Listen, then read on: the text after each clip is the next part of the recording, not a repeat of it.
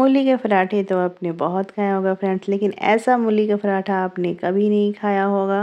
मूली के पराठे और स्टफिंग देखिए कितना बढ़िया इसका स्टफिंग हुआ है और टेस्टी बहुत लगता है। टमाटर की चटनी के साथ तो पूछिए मत, इसका स्वाद और बढ़ जाता है। चलिए बनाना शुरू करते हैं। यहाँ 4 मूली लिया है, बड़े साइज का मूली। इसको कद्दूकस कर लेंगे मूली को और पतले वाली सांचा से इसका कद्दूकस करेंगे।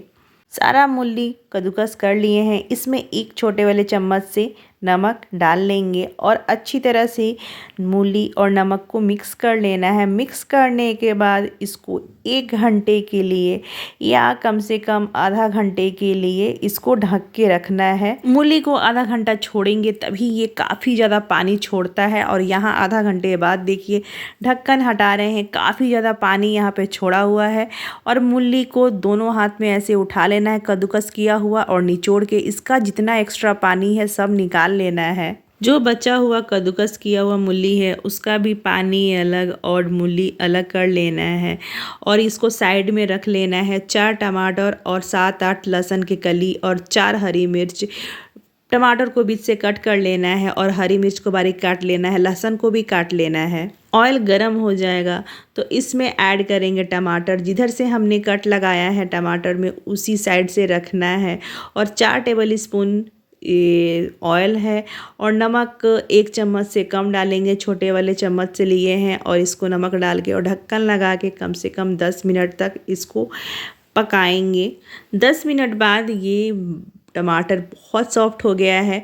अब इसमें डालेंगे मिर्च और लहसुन, दोनों अच्छी तरह से डाल लेना है टमाटर के ऊपर। फिर 5 मिनट के लिए ढक्कन लगाएंगे और लहसुन और मिर्च भी यहाँ पे पक गया है। टमाटर भी अच्छी तरह से सॉफ्ट हो गया है, छिलका काफ़ी अच्छे से निकल जा रहा है। टमाटर के सारा छिलका निकाल लेना है और दूसरी कढ़ाई में इसको ट्रांसफ़र कर लेंगे कि अच्छा से इसको मैश करना है कि अच्छी से ये मैश हो जाए, बिल्कुल गिरे नहीं। और पोटैटो मैशर से इसको मैश कर लेना है।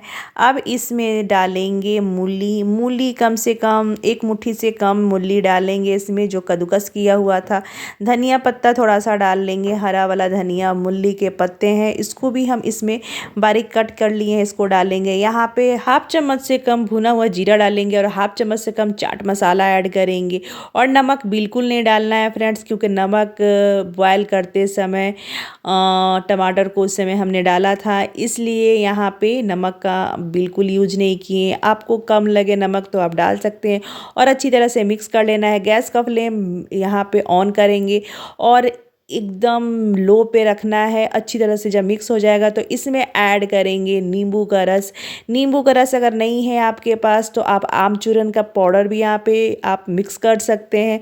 और गैस का फ्लेम बंद करेंगे और यहाँ पे चटनी टमाटर का बन के रेडी हो गया, इसको साइड में रख लेंगे। कद्दूकस किया हुआ मूली यहाँ पे रखे हैं, उसमें 4 हरी मिर्च इसमें ऐड करेंगे, हरा वाला धनिया, 1/2 चम्मच से कम भुना हुआ जीरा और 1/2 चम्मच से कम लाल मिर्च पाउडर इसमें ऐड करेंगे। और ये नमक अपने टेस्ट के अकॉर्डिंग डाल लीजिएगा, 1 चम्मच नमक ऐड किए हैं। अच्छी तरह से मिक्स करना है। मिक्स करने के बाद इसमें जाएगा हल्दी पाउडर 1/2 चम्मच से कम और थोड़ा सा अजवाइन डाल लेंगे। और अजवाइन और हल्दी को अच्छी तरह से फिर मिक्स कर लेना है। मिक्स करने के बाद इसको साइड में रख लेना है। रखने के बाद आटा गूँथ के यहाँ पे हमने रेडी रखा है। छोटे साइज का लोइया लेंगे आटे में से और बेलना है रोटी की तरह।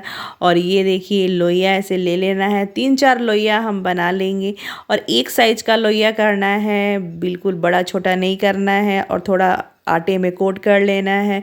और ऐसे देखिए जैसे हम रोटी बेलते हैं वैसे बेल लेना है रोटी को।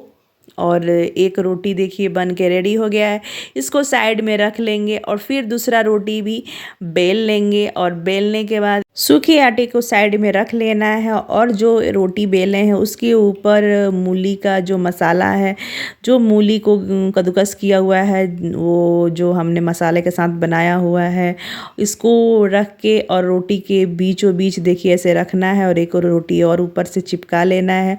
चिपकाने के बाद 2 रोटी, ये बोलते हैं दोस्ताना रोटी, और सूखा आटा लगा के इसको बेल लेना है। और टाइट हाथ से नहीं बेलना है, सॉफ्ट हाथ से बेलना है। और रोटी को उठा उठा के दोनों साइड से बेलते जाइए, क्योंकि एक साइड से बेलेंगे तो घसक जाएगा, इसीलिए दोनों साइड से बेलना है। और एक रोटी देखिए बन गया है। अब इसको तावे पे रख लेना है। तावे पे रखने के बाद इसको आराम से पलटना है और घी हो या रिफाइन हो आप उससे लगा लीजिए। इसको अच्छी तरह से रोटी के चारों तरफ ऐसे लगा लेना है। लगाने के बाद दूसरे साइड से भी पलट लेंगे रोटी को।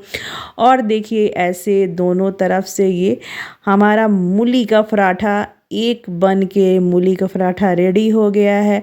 इसको आप दोस्ताना पराठा बोल सकते हैं। मूली का पराठा जो होता है ऐसे बनता है, तो इसको दोस्ताना पराठा बोलते हैं। और एक दोस्ताना पराठा हमारा बन के रेडी हो गया है। ये पराठे के साथ बहुत ऐसे दोस्त हैं वो चाय भी लेते हैं, चाय से भी बहुत टेस्टी लगता है। एक बार आप टमाटर की चटनी के साथ खा के देखिए और कमेंट में लिख के भेजिए कि आपको कैसा लगा। आपको मेरा वीडियो अच्छा लग रहा होगा तो आप लाइक और सब्सक्राइब और शेयर करना बिल्कुल मत भूलिए। नेक्स्ट वीडियो में फिर आपसे मिलेंगे अलग रेसिपी के साथ। Bye bye.